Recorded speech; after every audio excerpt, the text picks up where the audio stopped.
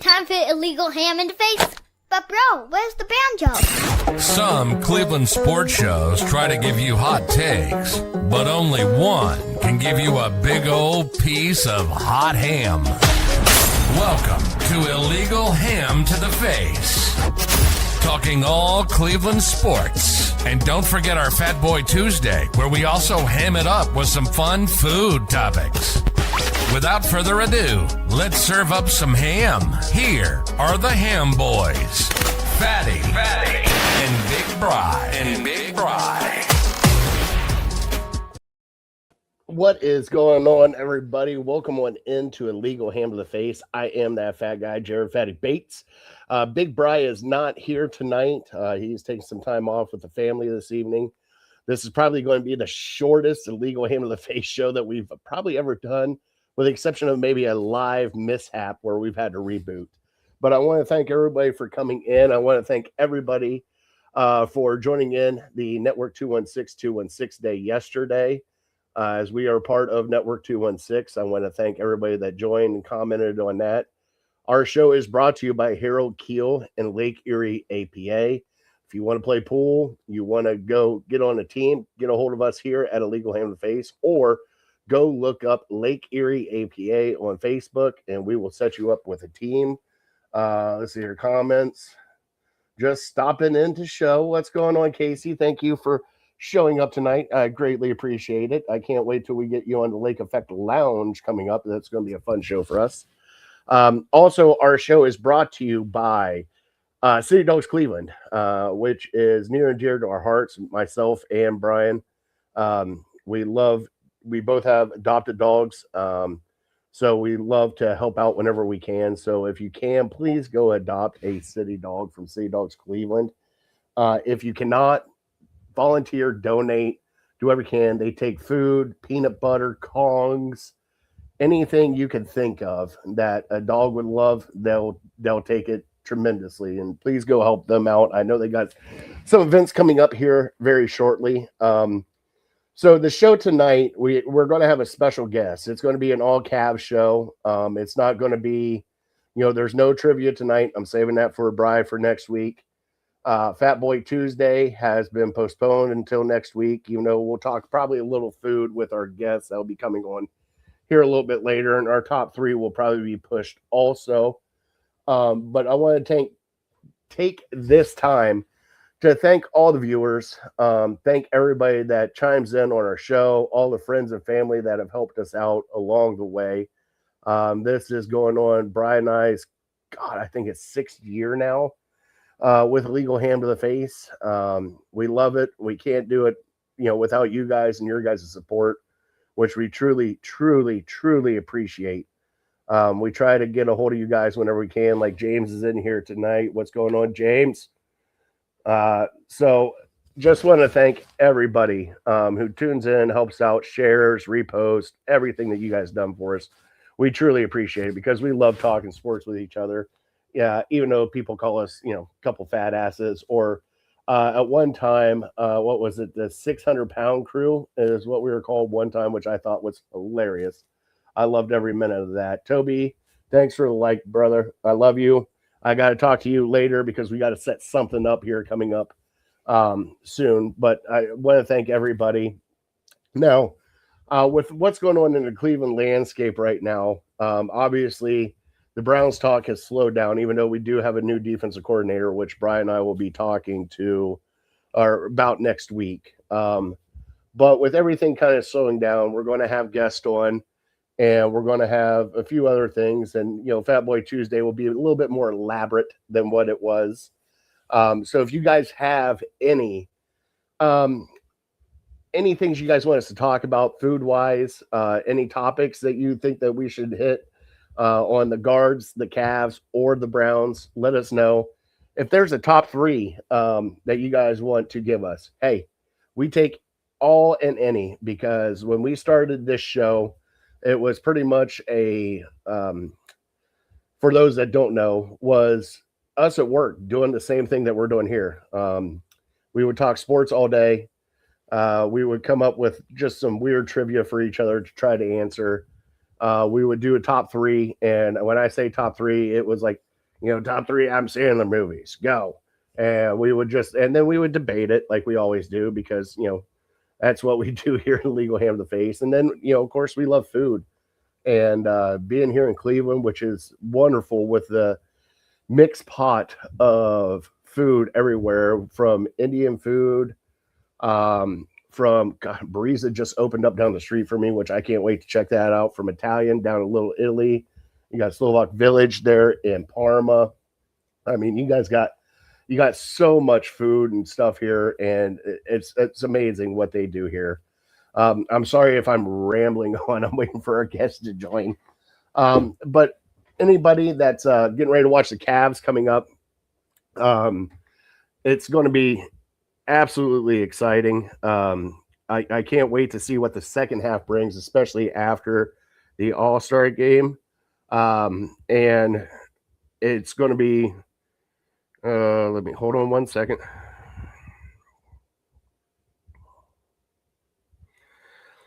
It's going to be a magical second half, I believe, of the Cavs. It's going to be interesting. It's going to be something different that we haven't seen before. It's going to be with James Harden in the loop and Donovan Mitchell playing the way he's playing. It's going to get kind of crazy for the second half, and odds have changed.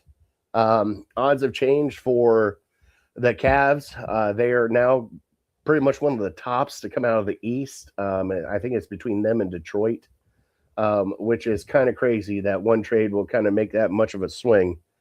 But I'm super excited to see how Evan Mobley comes back. He's supposed to be back Thursday. We'll find out here later from our guest. He's supposed to be back. I want to see how this works with Evan Mobley. We've seen how well it's worked with Jared Allen, which has been truly an eye-opener of how great James Harden is at passing the rock and getting other people involved. And then also being able to take shots when he needs to take shots. I was kind of skeptical at first because of James Harden's, I wouldn't say past, but just the presence of James Harden. A lot of people that have complained about how he kind of like takes over teams, how he doesn't play defense, how he's doesn't show up in fourth quarters, doesn't show up in playoff games, that kind of stuff. I'm hoping that doesn't happen here. I can't say that it will or will not, but I'm kind of excited to see how this goes the rest of the way. I do know that at some point in time, we needed to break up the core four, and having two smaller people in the backcourt, and then, obviously the two bigs in the front court, if I'm saying that right. I think I am. But I knew one of them had to go. I was sad to see Garland go because he is a fan favorite here in Cleveland. He's done all the right things here in Cleveland. He's just, I feel bad for the kid because he's injured. But to get rid of him and get a star like James Harden in here kind of just puts the Eastern Conference on their heads right now, trying to figure out what's going on. And you have Boston, who is still without Tatum, even though they're kind of ramping him up. Detroit, we don't know what they are, but man, they're playing some great basketball right now, and JB Bickerstaff's got that team dialed in. You got New York, which nobody knows what New York is. I mean, they have some that say New York's a front runner, and some that don't. And you got the Sixers that are kind of just sneaky with Tyrese Maxey and all that. So it'll be interesting to see how this East pans out here on the second half.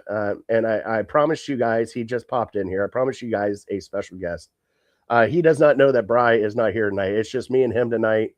This is going to be a shortened version of Illegal Hand of the Face. This is just going to be me and Zach talking some Cavs. It is Zach Weiss. He is from across the Cavs and Network 216. Also, Zach with an H pod. Zach, thank you so much for joining me tonight, bud. I really appreciate you giving up your time and joining me. Always fun. Looking for our last conversation went off the rails. Try to keep it a little off the rails, of course, is in quotes, but always fun to talk food, talk ball, and hey, Cavs are back in 2 days. Dennis Schroeder quote tweeted my last post with his excitement for his return to the court in 2 days. I think we're all ready to get back to some Cavs ball finally. You got Schroeder to quote tweet you? Yeah, all it was as simple. 2 days until Keon Ellis and Dennis Schroeder play basketball, and he's like, "So who will be watching?" There's a quote. Yep, Dennis is the first Cav to respond. Current active Cav with a quote since Donovan Mitchell on a George Niang post about 14 months ago. So we're back. I'll definitely be watching. You know that. We had some hot takes here. Now, All-Star break is over. You and I had talked when you did your trade breakdown of James Harden coming, Darius Garland out. How did you see that trade coming? I know everybody was kind of in shock, but I know that Garland was a fan favorite, and bringing James Harden in with his, I'm not saying checkered past, but he's got some baggage with him as he's coming in. Your initial reaction was, I know that you were disappointed because you wanted Garland to stay here, and you understand why it happened. Now that we got a handful of games in of James Harden, how do you feel now? Definitely changed. Opinion's definitely different now. I'm very happy that that James Harden is a Cavalier. What he's done these first couple of games has been incredible. On the other hand, you do have to be sad. No more Darius Garland, and had 6.5 years. This pod is as old as Darius's Cavs career. Across the Cavs started in October of 2019. So did Darius Garland as a Cleveland Cavalier. So seeing him walk, certainly tough. But removing all the emotion of Cavs supporter, analyst who loves Darius Garland, I think it could be a very good move. I think the playoffs will be the determining factor for how we end up evaluating, because they do save money. And they're also not going to be paying Harden as long as they would have been paying Garland. And they got another playmaker. The win over the Nuggets was huge. It already feels like it's been eons. I think it was only about a week ago. Yeah. And 8 days ago. And the game before that, of course, again, it shouldn't have taken that much to beat the Kings. But the fact is, new team, they got it done. Mm-hmm. Haven't lost in a while. They're 17-5 in their last 22 games overall. So even before this happened, losing Evan Mobley to 2 calf strains, the second time he went down, they haven't lost since he's been out, really. And they're just finding ways to win. It doesn't matter how many starting lineups they're going to use. And I think the total is going to go up because they're going to get Evan and Dean back, and they might both jump back in. I like the trade. I like how Harden gets guys involved. And I appreciate the fact that coming on the heels of his clutch shooting against Denver, he only takes 4 shots against the Wizards, dishes out, 14 assists. And the Cavs come out on top again. So I do have to ask you, with all this going on, we've had Kobe Altman saying core four for multiple years now. It's been 3 years in the making. We're going to keep the core four. We're going to keep the core four. We're going to keep the core four. What was finally the breaking point that they broke up the core four? I think it's the fact that Garland was out and they were seeing it work with the size. The bigger lineups seem to be performing better than Donovan and Darius and their smaller 2-guard set.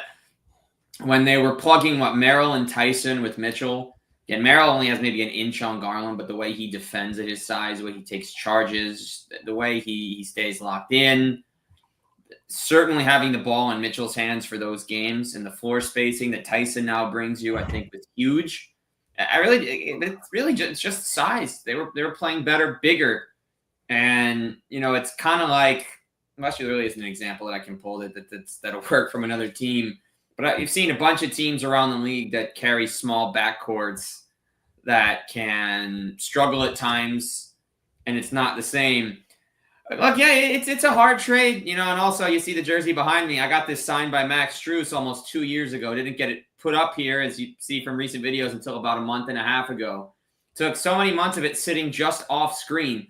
And because they got Harden, and Max had to change to number 2, unfortunately. But I think it's the size. Harden's 6'6" next to Donovan.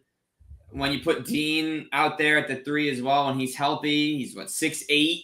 They have length, which they didn't have, and it's clearly shown playing their bigger lineups in these recent games that having the bigger guys around Mitchell And even if it's Merrill or Craig Porter, it's a different style than with Garland next to him, that they'll be able to hold their own defensively. And we already know that this offense, even when Garland was on the court this year, could get its buckets.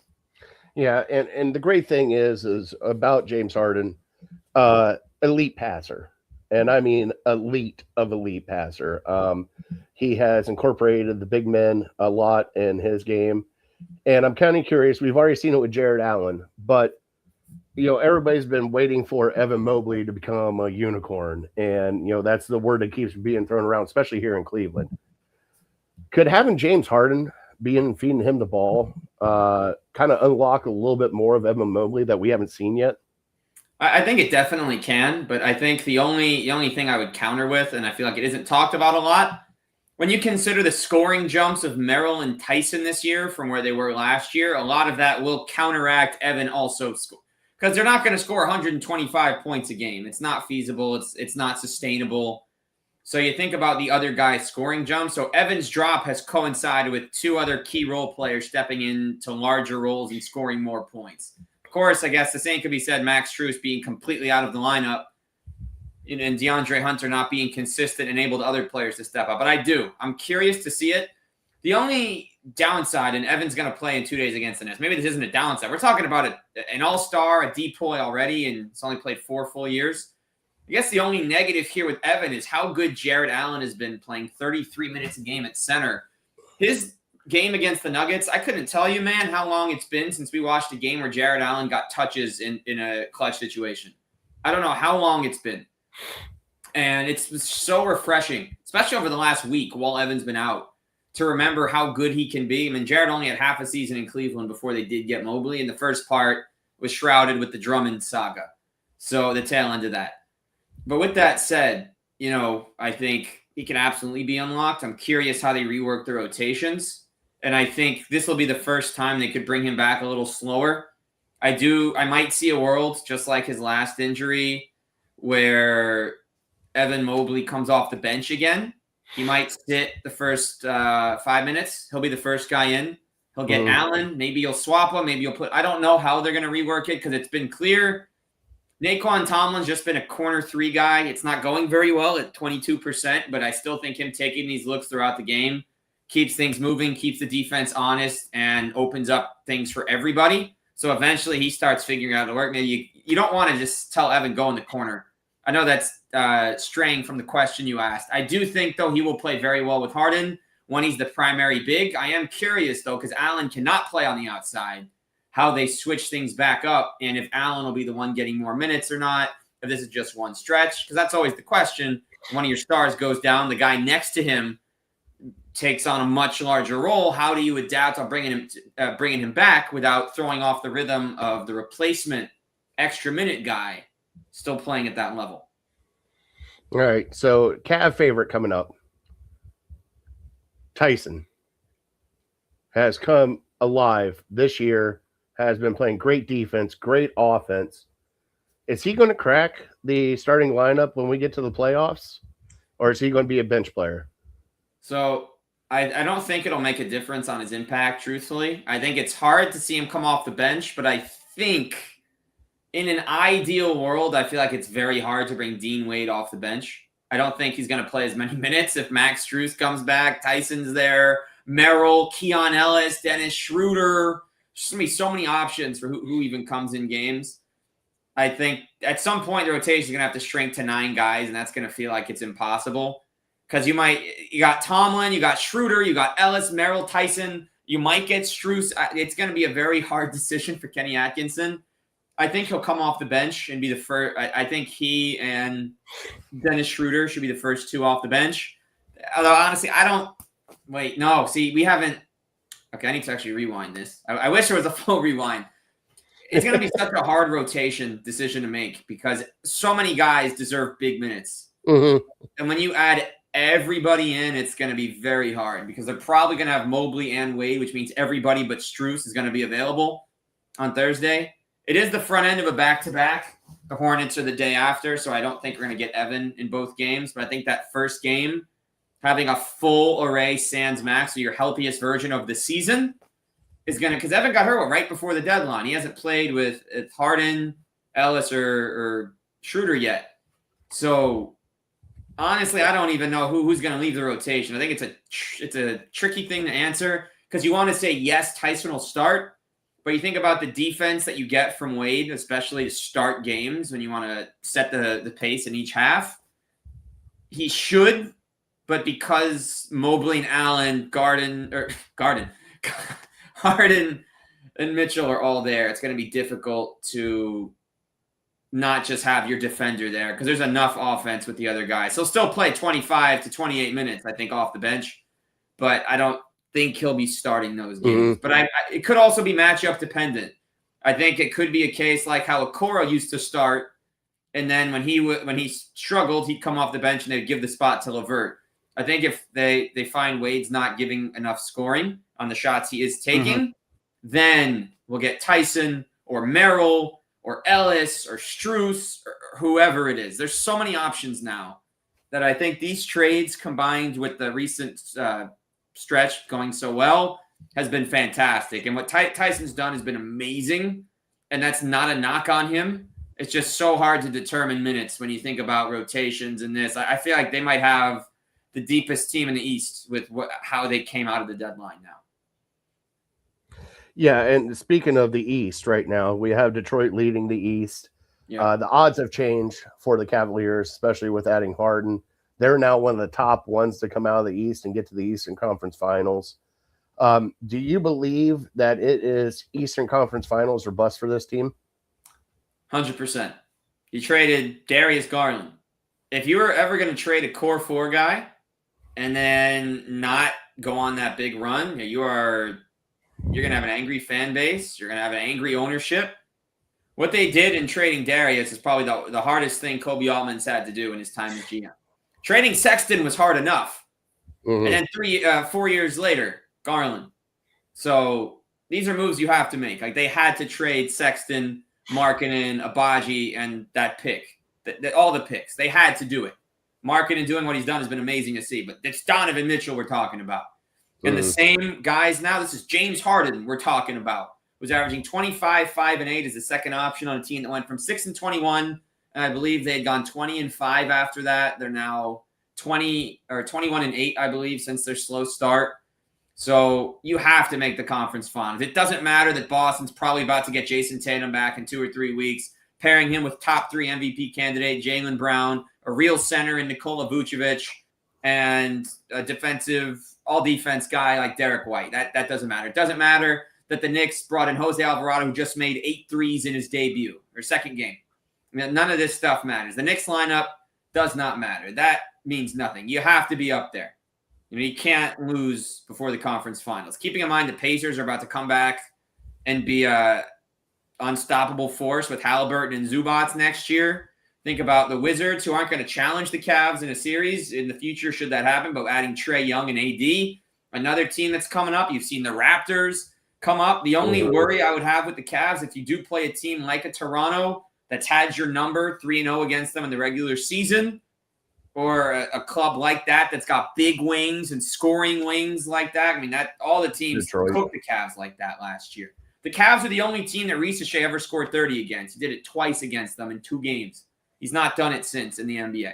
With all due respect to the former number 1 pick, I do hope he figures it out. But his only 2 dominant games ever were against last year's Cavs, who went 64 and 18, by the way, for the season. So, and the Pacers ran that big lineup with Walker, Siakam, and Nesmith at the 2-3-4, just cooking them with size. The Cavs had Ty Jerome at small forward to end last season. That won't be a problem this time with the new players, especially with guys like Ellis coming in and the improvement of Tyson, a healthy Wade, healthy Craig Porter if needed, the toughness of Schroeder. So, yeah, I mean, you got your 4/5 of your starting lineup is all-star. I've been in the all-star game in the last couple of years. So, absolutely. If you don't get to the conference finals at least, you're not firing the coach, but you're going to make more moves. And it does bring into question what Mitchell chooses to do because he's never made the conference finals. It'll be his 4th playoff in Cleveland. He had 5 of them in Utah. So 9th time going to the playoffs. They have to win 2 series. Whoever they play in round 1, you need to win inside of 5 games. Whoever it is in round 2, hold down home court. You're hopefully gonna have it. We'll see how things shake out in the conference. But the way they're playing, the top 2 spot is absolutely on the table behind Detroit. So I wanted to talk to you about the playoffs because we did talk earlier about how much this roster is spread out and so many people can play. Do you think that maybe Kenny Atkinson, and I know this is going against the grain because a lot of people don't do this, because when it comes to playoffs, you tighten up and you get like 8 or 9 guys, and those are your 8 or 9 guys. Do you think in the first couple rounds he opens it up a little bit more to 10, 11, 12, just to give the Stars a little bit of a break so they're not winded like the way Mitchell was last year, having to carry everybody? Do you think he'll open it up a little bit more and play a little bit more of an extended roster at the beginning of the playoffs? So I think straight up off the bat, it's an impossibility to put 8 guys in this Cavs rotation. Off the bat, a fully healthy team, if you were starting Harden, Mitchell, Wade, Mobley, Allen, then right off the bat, you have Tyson, Merrill, Schroeder, Ellis. All 4 of those guys need minutes. We haven't added Tomlin yet. If Strus does come back, you haven't added him yet. We haven't mentioned Craig Porter, all guys that have been getting minutes. So I think first round, you'll start out 10. If it works, that's great. It's unfortunate. There's going to be very good players that aren't playing. That's just the playoffs. And those are guys like teams that have shrunken the play. It's funny how it works. Guy gets 20 minutes a game all season, takes DNPs in the second and third round. All of a sudden, the final start, you need a spark, and the guys are there. I remember games from the bubble when Kelly Olynyk went from being a DNP, then Bam goes out and he has to play 25 minutes, and he was ready. It's like not a good name to mention on a Cavs show. No. But he was ready. Kelly Olynyk, he's a fan favorite here. There's guys that over the years, have gone from getting no minutes to jumping in and playing, and that's just the game. There were times I think when Miami had other guys too. It was just a banged up team in the bubble. Players go down, guys go from minutes to no minutes. That's the case. Craig used to play behind Lonzo, start the year. Then he entered the rotation. He was ready. Ty Jerome started his Cavs run as a 10th man, ended up as a 7th by the time it was over. Sam Merrill went from being DNP CD for a year and a half to stepping in, and now he arguably the 6th man.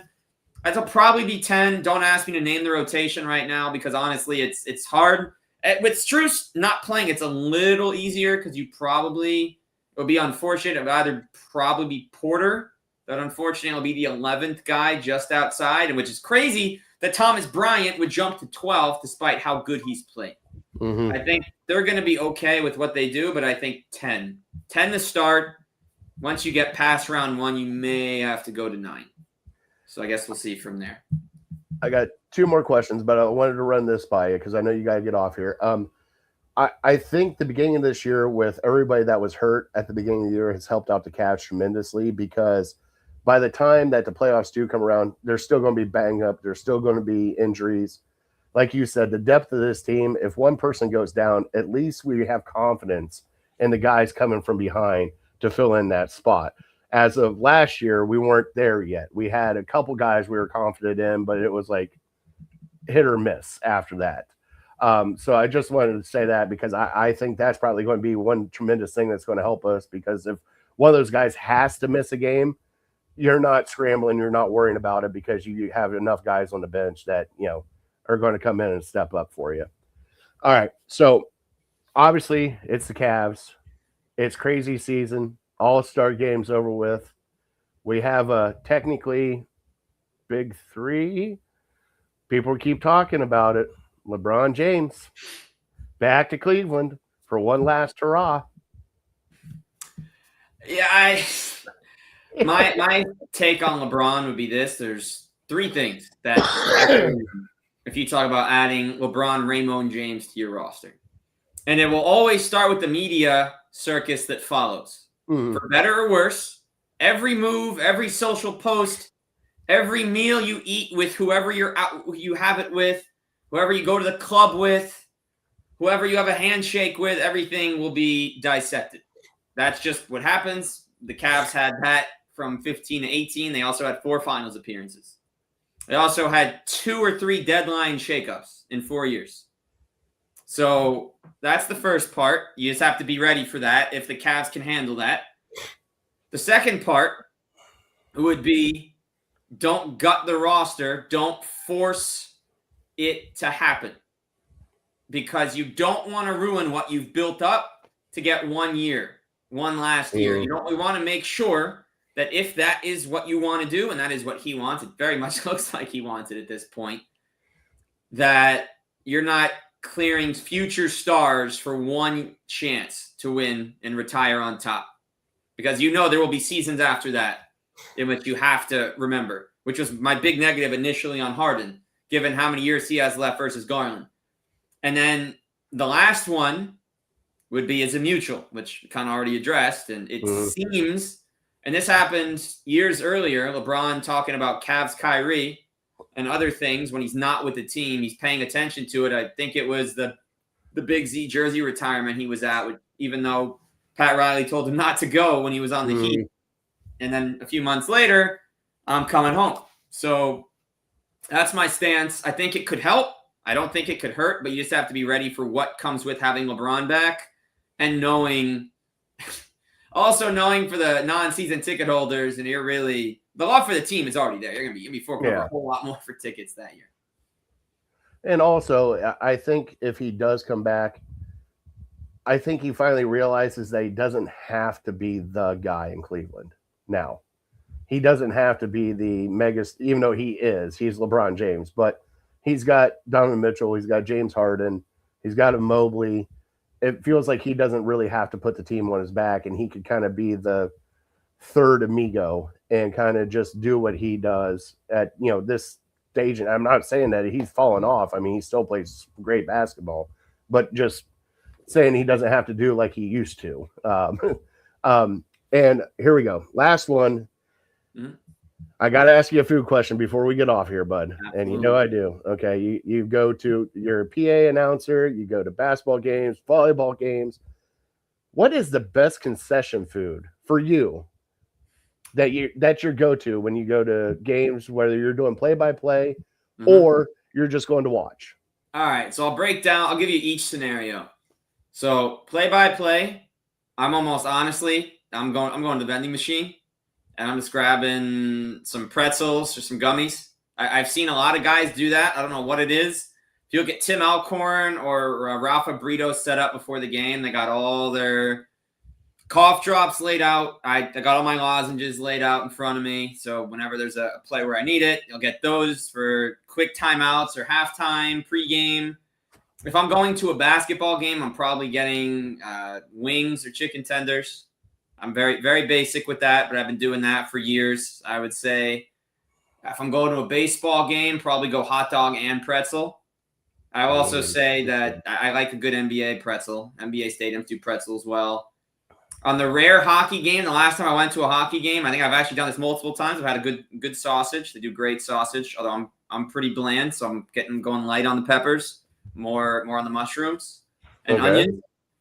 And if I'd say overall best ball game food, I'm going to give an answer that people won't like. For me, I wouldn't say the best food is the exotic food that you're not going to get anywhere else. I respect all the food takes that everybody's got at ball game. The 18-inch hot dogs, the crazy nachos, the tossing cereal on everything. I think the best thing you could get at any game would either be soft serve or a sandwich specialty, perhaps. So get something that embodies the stadium that's not insane. I don't know. I go to a game. I don't want to have to get up more than once or twice. And some of these items, you think about it, it's not even the stomach ache. This is some heavy duty stuff out here. And you got a 9-inning game or a 2.5-hour basketball game. And you don't want to. I always, when I'm at a basketball game, I time every break. I will get up before the game starts, and the best time to get up from your seat, this is a pro tip for anyone. If everyone did this, it wouldn't work. Everyone gets up at halftime, right? I don't get up at halftime. Second media timeout, third quarter. Everyone's back in their seat. There is no line. You get your seconds on anything. The bathroom is right there. You got a full 3-minute timeout, national TV, 3.5 minutes. It's right there. And then you got the concessions all there. You can come back with a full plate or full bowl, full cup, whatever you want to lock in for the end of the game after you had your I got to pick that up later. But that's what I would say. No, that's a great take because I see that all the time, especially NBA games. It's like they come right back from halftime and the whole stadium's empty. And It's like, wow, everybody seriously went up at halftime to do it. Like, that's a genius move you got there, bud. I'm not gonna lie, that's a genius move. It took time, but we landed in a good spot. I will have to when you come back into town, and if it is during the summer, Akron Rubber Ducks down in the A Brown have got a soft serve helmet. It is a baseball helmet full of ice cream, and you just build it how you want to. So we'll have to definitely have to go down there and check that out. Sounds good. I do expect. I'm hoping. My hope was supposed to be in Cleveland a couple weeks ago for Cavs Kings. The weather, that whole snowstorm, stopped. I didn't want to fly out just in case. But my hope will be first round of the playoffs, dependent on what day game one is. It would be a lot easier. If it's a Saturday game one, I will be there. If it is a Sunday game one, I will not be there. And then hopefully I've not seen a Guards game either. So I would be hopeful to get that off the list this year too. Yeah, we're talking about doing a 2-1-6 for all of us to get together at a Guards game and have some fun. So hopefully you can make that one. All right, bud, let them know where they can find you and when to watch you, especially all the stuff that you're doing. Absolutely. So if you like talking Cavs ball, you can find me after Cavs games or sometimes the morning after with the post-game recap. You'll get some announcers on. Sean Pebbles made his 6th appearance last week. We ran through everything Cavs, talked about Garland, and did that. You'll hopefully have some former Cavs still hopping on by the time the year's up. So that's at Across Cavs on Twitter, at Across the Cavs on Instagram. And I do also write a lot of Cavs for Heavy.com. Just Google Zach Weiss Heavy. And you'll get the articles there. Zach with an H pod as well on Instagram and Twitter. That's at Zach with an H pod. You see the little ZACH Scrabble tiles behind. That is the spelling of my name. I am very adamant about that. So there will be some cool guests coming on as well, and a whole lot more to come. When you look up Zach Weiss Heavy, hopefully it's not an AI picture of Zach Weiss Heavy. No, it goes right to Heavy Sports. You don't want any of this in there, bud. You know, it could. I mean, it could. And I mean, the way that I think we just hit the stat. It took less time for a quarter of the population to be on AI than it did for them to be on than it did to get on social media. It's happening very fast. So people have done it. Hopefully not. Hopefully we get the good articles. There'll be a lot of Cavs pieces, a lot of post-game pieces. I wrote a piece on Keon Ellis getting the call from Delhi after he got there a couple days ago. There'll be a lot more Cavs pieces as the year goes by. So that's the last place you could. That's where you can get my words spoken. You get my words written on X, Twitter, and you can get all the game reactions on Instagram and X. Twitter. Why am I saying X? It's Twitter. That X is there. I still don't know what that is. It's Twitter. It's Twitter. All right, my friend. Thank you so much for joining us tonight. Go enjoy your evening. Go catch him at Across the Cavs and Zach H Pod. Love you, brother. Thank you so much for your time. And hopefully we'll see each other during a postseason run for the Cavs this year. All right. Lock and load. Shout out. Yeah, I see a Mel Turpin comment here. Shout out Mel Turpin. Edgar Jones, Roy Hinson, they're all before my time, but we could talk about John Bagley, Jeff Houston, Ennis Watley, Mike Evans, and any other obscure Cav you want to get into. Boom. He knows them all. That's why he's Across the Cavs, baby. All right, bud, go enjoy your evening. Thank you so much for your time, my man. Thank you. We'll talk soon. All right, see you, buddy. All right, that was Zach Weiss. Can't thank him enough for his time and the Cavs insight that he has. Truly amazing. Like he said, catch him on all Across the Cavs, also on Network 216. What a great guy, and can't thank him enough for his time. I want to thank everybody in the comments tonight. Justin, Raul, God, I love you guys. You guys crack me up. Brian, I seen you in here. I'm not upset with you. I'm actually a happy man. So wanted to say, everybody, thank you guys so much for watching tonight. We will be back next week with Big Bri. We will get Fat Tuesday talked about. We will get a whole bunch of other stuff talked about. But thank you guys so much for watching tonight, and catch us next Tuesday. Have a great night. See you.